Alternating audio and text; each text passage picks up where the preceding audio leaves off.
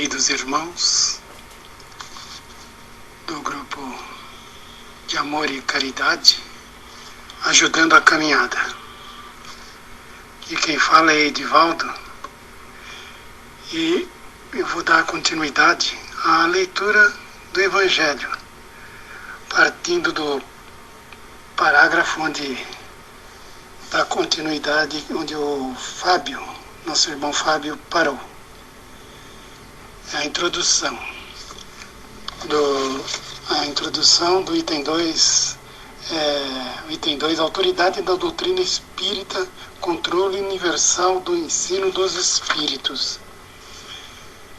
Sabe-se que os espíritos, em consequência das suas diferenças de capacidade, estão longe de possuir individualmente toda a verdade, que não é dado a todos penetrar certos mistérios, que o seu saber é proporcional à sua depuração, que os espíritos vulgares não sabem mais do que os homens, que há entre eles, como entre estes, presunçosos e falsos sábios, que creem saber aquilo que não sabem, sistemáticos, que tomam suas próprias ideias pela verdade.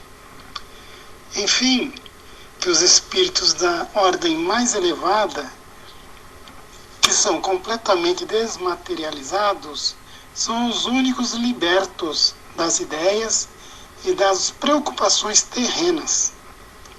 Mas sabe-se também que os espíritos embusteiros não têm escrúpulos para esconder-se atrás de nomes emprestados, a fim de fazerem aceitar suas utopias. Disso resulta que, para tudo que está fora do ensino exclusivamente moral, as revelações que alguém possa obter são de caráter individual, sem autenticidade, e devem ser consideradas como opiniões pessoais deste ou daquele espírito, sendo imprudência aceitá-las e propagá-las levianamente como verdade absoluta. O primeiro controle é, sem contradita, o da razão, ao qual é necessário submeter, sem exceção, tudo que vem dos espíritos. Toda teoria em contradição manifesta com o bom senso, com uma lógica rigorosa e com os dados positivos que possuímos, por mais respeitável que seja o nome que assine, deve ser rejeitada. Mas esse controle é incompleto para muitos casos, em virtude da insuficiência de conhecimento de certas pessoas e da tendência de muitos de tomarem seu próprio juízo por único árbitro da verdade. Em tais casos, que fazem os homens que não confiam absolutamente em si mesmos, aconselham-se com os outros, e a opinião da maioria lhes serve de guia. Assim deve ser o tocante ao ensino dos espíritos, que nos fornecem por si mesmos os meios de controle. A concordância do ensino dos espíritos é, portanto, o seu melhor controle, mas é ainda necessário que ela se verifique em certas condições. A menos segura de todas é quando um médium interroga por si mesmo numerosos espíritos sobre uma questão duvidosa. É claro que, se ele está sob o império de uma obsessão, ou se tem relações com um espírito embusteiro, este espírito pode dizer-lhe a mesma coisa sob nomes diferentes. Não há garantia suficiente. Da mesma maneira, na concordância que se possa obter pelos médios de um mesmo centro, porque eles podem sofrer a mesma influência. A única garantia segura do ensino dos espíritos está na concordância das revelações feitas espontaneamente, através de um número de médiuns, estranhos uns aos outros e em diversos lugares. Bem, queridos irmãos, como já nos foi dito, a introdução nos traz o esclarecimento sobre a obra codificada por Kardec, onde ele mesmo nos traz o entendimento de forma clara, de que forma e como foi realizada essa obra.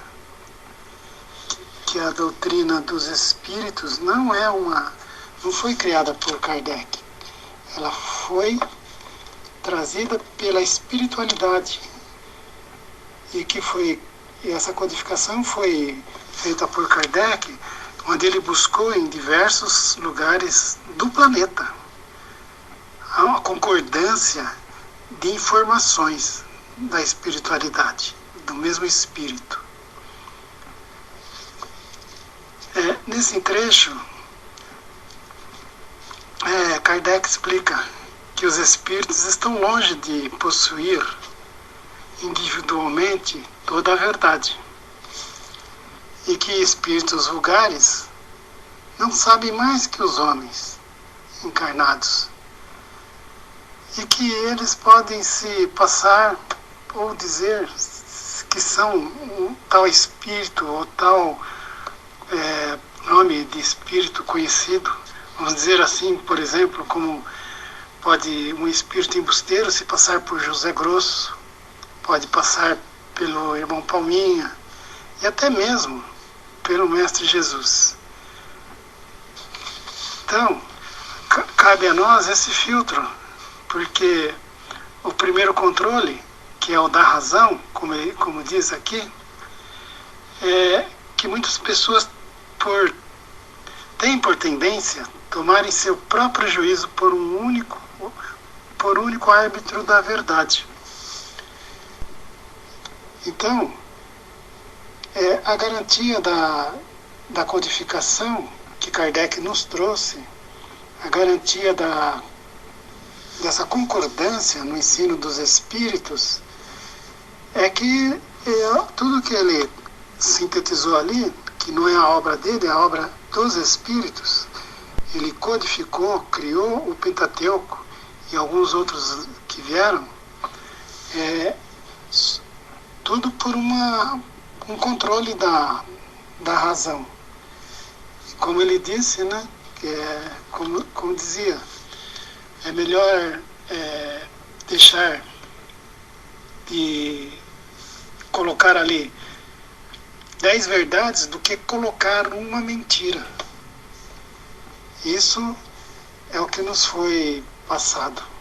Então devemos sempre ter, por exemplo, a observância em nossa casa espírita, aquela que frequentamos, quando temos aquelas reuniões de mediunidade, de médiuns, recebendo a espiritualidade, a gente sempre consegue entender de que forma que eles vêm nos trazer certas mensagens.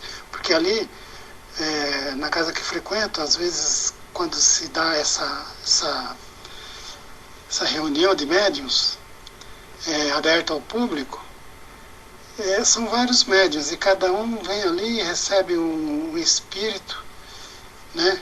Muitas vezes não se fala nem o nome, mas como já estamos acostumados, a gente já, pelo jeito de falar, de interpretar, de trazer a mensagem, a gente identifica aquele espírito que está dando essa comunicação através de tal médium.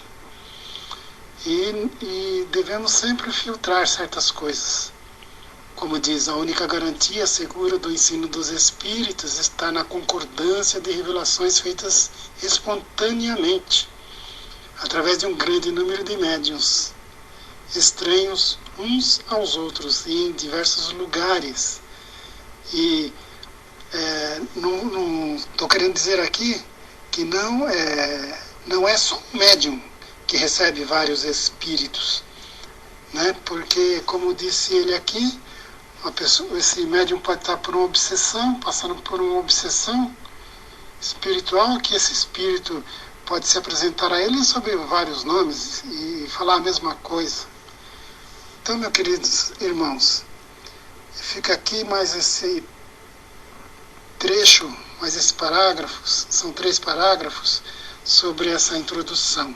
Que possamos estar sempre atentos, lendo na leitura, para que possamos cada vez mais abrir nossa mente e poder entender melhor e praticar no dia a dia esse Evangelho bendito. Boa noite a todos.